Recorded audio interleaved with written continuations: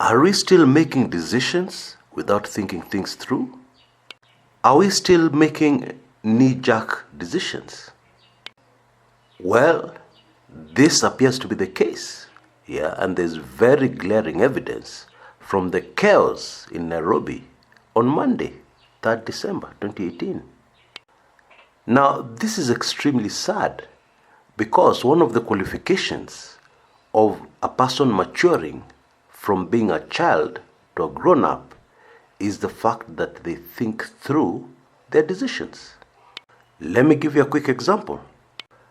As a child, you don't like so-and-so, so you decide you're going to punch them in the face. And you make that decision without thinking through the consequences. And so, inevitably, predictably, so-and-so starts bleeding from the nose, very serious, is taken to hospital. You receive the hiding of a century. Yani, you're caned until sitting down is a problem for at least 2 weeks. Post-mortem of your decision that you didn't think through? You didn't solve your problems, and in fact, you ended up worse off than before you took that decision. Now, unfortunately, it is also true to say that there are too many grown-ups walking around who've not yet matured. I want to be a billionaire, and I'm prepared to do anything to become a billionaire. That is somebody's decision. The question to ask people who have not thought through their decisions is a very simple one. It's just 2 words. And then the response, and then I'll buy the latest car and impress everybody. And then I'll be very happy. And then, you get my drift. You need to think through all the personal decisions you make in this life. The city of Nairobi, the county of Nairobi, is still the engine of the country called Kenya. And last Monday, somebody or some people made a decision that shut down the economy of Kenya. Yes, that's precisely what happened. How much money did the country lose as a result of the Monday decision? Millions perhaps? No, you're wrong. Billions. And in case you've forgotten, this guy called Kenya is broke. Struggling. The fact that you walk into a bank and you get a loan to maintain your vehicle and to maintain your lifestyle for the sake of appearances does not stop you from being broke. You're still broke. In fact, if you're to believe a book called the Holy Bible, you're worse off. Because that book says debt is a bottomless pit. So what you have done by borrowing money from the bank to keep up appearances without solving your basic root cause of your brokenness has moved you from being simply broke into a bottomless pit of brokenness. And so, my friends, it's true to say today that we are much worse off than prior to Monday. We have lost billions at a time when we need every single shilling we can generate. More so in a very tricky holiday month where the working days are fewer than in any other month of the year. And we are worse off also because any future attempts to ease off the very serious congestion within Nairobi, which in itself is a serious problem, any future plans to try and address this problem will be politically impossible. What was Sonko thinking? That's the Nairobi governor. What was Najib Balala thinking? Those two gentlemen are the co-chairs of the Nairobi Regeneration Committee, which is responsible, which must take responsibility for the events of last Monday. And I'm sure they had experts on that committee. People have gone to school to study these things. That is why the crude comments of my colleague Hezron here ring true. Chris, nimekuambia siku nyingi sana. Hizi shule za siku hizi ati ma PhDs zinafanyanga watu wa kwetu wajinga. Hao watu tu wangeenda Mathare waulize mama ya mboga, hii decision yetu itawak ama itawak. Na huyo mama wa mboga angewaambia ukweli. Huyo mama wa mboga hajaenda shule hata siku moja. Ana PhD. Lakini ako na akili kwa sababu ana PhD. Ambia watu kwa channel yako PhD ni copy paste. Si yule rafiki yako ile siku nyingine alikuwa anafanya PhD hapa. Si alikuja hapa kashinda hapa kwa computer na internet.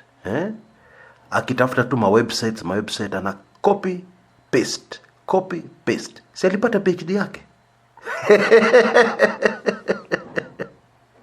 Now it is interesting and indeed instructive to note that Hezron was making these comments before Monday, before this stupid decision was implemented. This idiotic, very costly move that was made. Now, it is also instructive that to date, as I make this video, nobody has come forward to take responsibility for losing us so much money when we need it so much. Instead, some people are trying to look like heroes for rescinding the stupid decision. I'm telling you, this Kenya of ours. Hey. Now, before we move any further, let's take the simple decision from the illiterate Mama Boga from Mathare. If you want a quick fix, quick fixes are not good. They're not sustainable in most cases. But if you really wanted a quick fix to look good, you start by asking yourself a simple question. Who are the majority causing the congestion within town? Is it the matatus or personal vehicles? Personal vehicles, of course. So what you ban in the city are not the matatus. Ban the personal vehicles from the city. Those with personal vehicles, park your cars at parking lots established outside the city, and then everybody commutes into the CBD. And you can even create a timetable. From this time to that time, off-peak, personal vehicles can come into the city and matatus cannot. At these peak hours, when people are trying to get to work and when people are going home, personal vehicles not allowed. Very simple common sense. One does not need a PhD in urban planning to come up with such a plan. You just need the sense that apparently is very uncommon in Nairobi, at least amongst those who make decisions. Back to Hezron. Hiyo plani ya Balala na Sonko walisahau contingency moja. Boss atafika kwa ofisi mapema kwa sababu hakuna jam. Kwa hivyo wapitishe sheria, huyo CEO, huyo boss aanze na kusafisha ofisi na atengeneze chai. Kwa sababu wale wanafanya hiyo kazi watafika ofisi saa 6. Kwa hivyo hiyo boss atafanya nini kutoka saa 2 mpaka saa 6? Hakuna mtu wa kutuma bank, hakuna mtu wa kupigia kelele, hakuna mtu wa kushika simu, hakuna mtu wa kutafuta files. Atafanya nini? Now the truth is, if you can get through the crude way Hezron usually expresses himself in, there's a lot of sense in what he's saying. And it brings a very huge question no Kenyan has asked yet. What were bosses doing in the offices on Monday? Were they doing the banking? Oh, hold on a minute. Even the banks had a problem. Most tellers were not there. We are supposed to learn. And in fact learn from bad experiences. Most, not good ones. People learn from tragedies. Last August, we had correction. Last August, we had an election. And during those 2017 presidential elections, there were a lot of decisions made from State House that were not thought through. The result, people lost their lives. Innocent people, innocent Kenyans lost their lives. Kids lost their lives. Innocent kids playing outside their homes. You know the story. Now, on the surface of things, it seems that these adults who don't think through their decisions were transferred. Put them in urban planning. They can't cause much chaos there. Yeah, urban planning is simple. Yeah. And it seems these Kifua people, yeah, had their way in Nairobi Regeneration Committee and advised the co-chairs of that committee that the decision which was made on Monday would work. And don't for a moment kid yourself that no lives were lost. You know, the majority of us Kenyans have no idea. Correction. Now, you know, the vast majority of people who take in this channel have no idea how the majority of Kenyans live. The majority of ordinary Kenyans. Some people must have fallen sick on Sunday night, Monday morning. People who live on the wrong side of the city as far as Kenyatta National Hospital is concerned.